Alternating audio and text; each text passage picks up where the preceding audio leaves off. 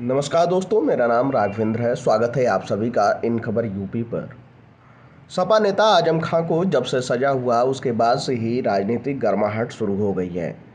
सजा होने के बाद सपा प्रमुख अखिलेश यादव ने भी उनके धर्म को आड़े हाथ लेते हुए कहा था कि उनके धर्म के कारण उन पे इस तरीके का बर्ताव किया जा रहा है, इस तरीके का व्यवहार हो रहा है। अब इसी क्रम में सपा के वरिष्ठ नेता रामगोपाल यादव भी यही बात कहते हुए नजर आ रहे हैं।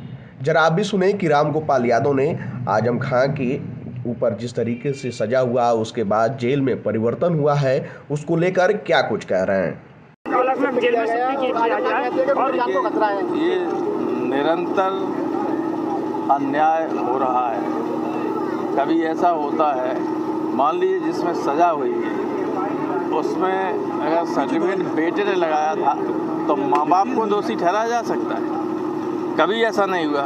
अब दिक्कत ये है कि इस देश में तो खासतौर से उत्तर प्रदेश में अगर कहीं भी नाम मुस्लिम आता है तो कैसे उसे परेशान किया जाए, कैसे दंडित किया जाए, सिर्फ यही क्राइटेरिया रह गया है।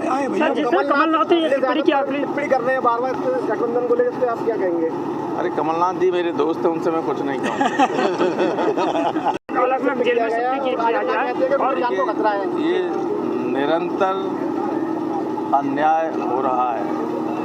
कभी ऐसा होता है, मान लीजिए जिसमें सजा हुई है उसमें अगर सर्टिफिकेट बेटे ने लगाया था तो माँ बाप को दोषी ठहराया जा सकता है।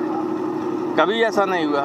अब दिक्कत ये है कि इस देश में तो खासतौर से उत्तर प्रदेश में अगर कहीं भी नाम मुस्लिम आता है तो कैसे उसे परेशान किया जाए, कैसे दंडित किया जाए, सिर्फ यही क्राइटेरिया रह गया है।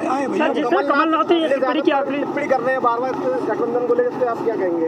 अरे कमलनाथ जी मेरे दोस्त हैं, उनसे मैं कुछ नहीं कहूँगा। तो सुना आपने रामगोपाल यादव क्या कुछ कह रहे हैं, किस तरीके से वो बता रहे हैं कि सरकार में उनके साथ अन्याय हुआ है, और यहाँ भी वो इस बात का जिक्र कर रहे हैं कि उनके धर्म के कारण, यानी कि मुसलमान होने के कारण इतनी सारी चीज़ें उनको झेलनी पड़ रही हैं। खैर, इस पर आप सबकी क्या राय है? आप अपनी राय कमेंट बॉक्स में ज़रूर बताइएगा।